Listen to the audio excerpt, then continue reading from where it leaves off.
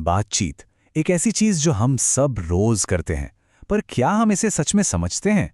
आज हम बालकृष्ण भट्ट के एक बहुत ही शानदार निबंध बातचीत के जरिए इसी कला की परतों को खोलने की कोशिश करेंगे।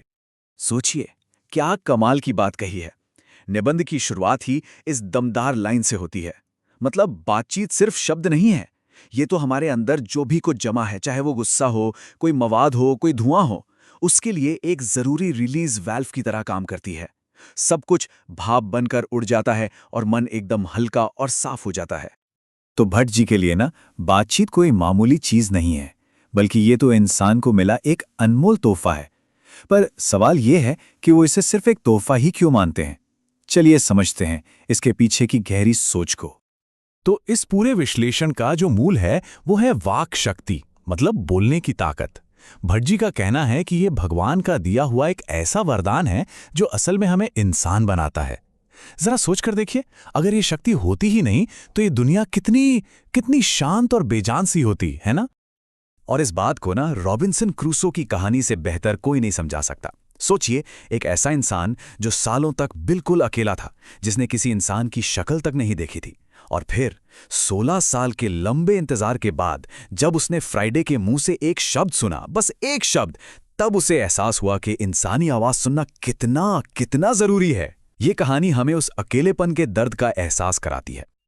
और जाहिर है, इतने गहरे विचार बालकृष्ण भट्ट जैसे महान लेखक से ही मिल सकते हैं। वो अपने समय के इतने बड़े विचारक थे कि आचार्य रामचंद्र शुक्ल ने उन्हें हिंदी का एडिसन तक कह डाला था। और ये उपाधि ही अपने आप में बताती है कि उनका साहित्यिक योगदान कितना बड़ा रहा होगा। लेकिन बातचीत का एक और बड़ा ही मजेदार पहलू है जिस पर हम अक्सर ध्यान नहीं देते, और वो है इसका गणित। हाँ, गणित। भट्ट जी के हिसाब से बातचीत में कितने लोग शामिल हैं, बस इसी एक बात से बातचीत की पूरी केमिस्ट्री बदल जाती है।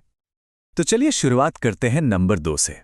भट्ट जी का मानना है कि जो गहरी और दिल से निकली हुई बातचीत होती है ना, वो सिर्फ और सिर्फ 2 लोगों के बीच ही हो सकती है। यही वो मैजिकल नंबर है जहां कोई पर्दा नहीं, कोई दिखावा नहीं, बस 2 इंसान और उनके खुले हुए दिल। लेकिन जैसे ही एक तीसरा इंसान इस दायरे में आता है, सारा खेल बदल जाता है। बातचीत अब दिल की नहीं रहती, बल्कि एक तिकोन बन जाती है। भट्टी जी क्या खूब कहते हैं कि अब बातें बस अंगूठी में जड़े हुए नग की तरह सजावटी हो जाती हैं, फॉर्मेलिटी आ जाती है, और वो जो दिल की गहराई थी वो कहीं खो सी जाती है। और 4 लोगों में क्या होता है? खैर, भट्टी जी के हिसाब से तो यहाँ असल बातचीत की उम्मीद करना ही छोड़ दीजिए। ये बातचीत नहीं रहती, ये तो एक तरह की बैचक बन जाती है, जहां बस अपनी बात कहने की होड़ लगी रहती है।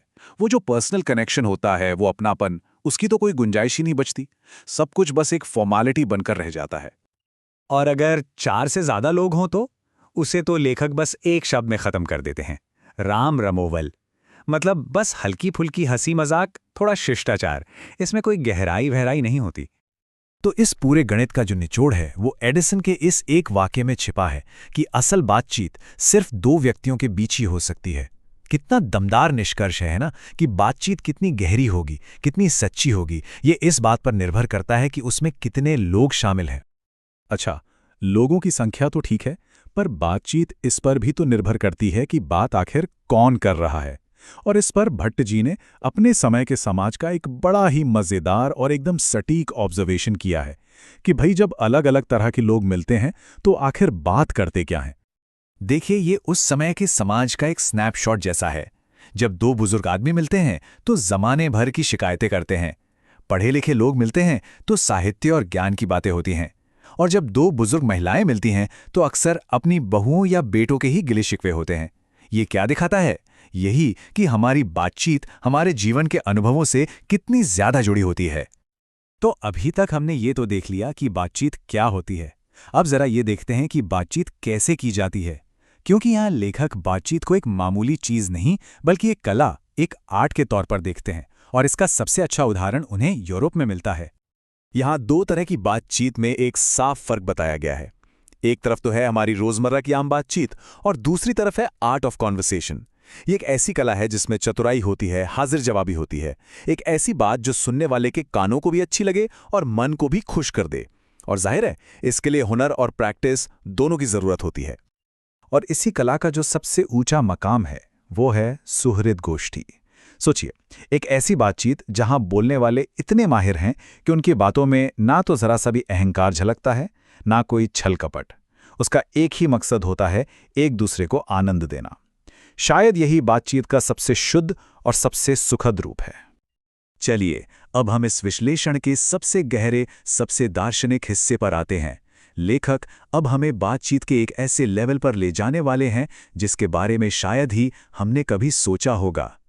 इसकी नींव रखता है बेन जॉनसन का ये कथन कि जब इंसान बोलता है तभी उसके असली रूप का पता चलता है। हमारी असलियत क्या है, हमारा असली व्यक्तित्व कैसा है, ये सब हमारी बातों से ही तो सामने आता है। हमारी बातें ही हमारी पहचान है। पर एक सवाल यहां उठता है, क्या सबसे जरूरी बातचीत वो है जो हम दूसरों के साथ करते हैं? ये एक ऐसा सवाल है जो हमें इस निबंध के अंतिम और सबसे जरूरी निष्कर्ष की तरफ ले जाता है। और ये है इस निबंध का चरम बिंदु। भट्ट जी के अनुसार बातचीत करने का सबसे उत्तम, सबसे बढ़िया तरीका है खुद से बात करना। और वो भी कैसे? अवाक होकर, यानी बिना आवाज के, चुपचाप अपने मन के अंदर। क्योंकि यही वो एक जगह है जहां हम पूरी तरह से 100% सच्चे और ईमानदार होते हैं। तो ये पूरा विश्लेषण हमें इस एक आखिरी सवाल पर लाकर छोड़ देता है। इस निबंध की रोशनी में ये सोचने वाली बात है कि किसी भी इंसान की जो असल बातचीत है वो आखिर कब और किसके साथ होती है।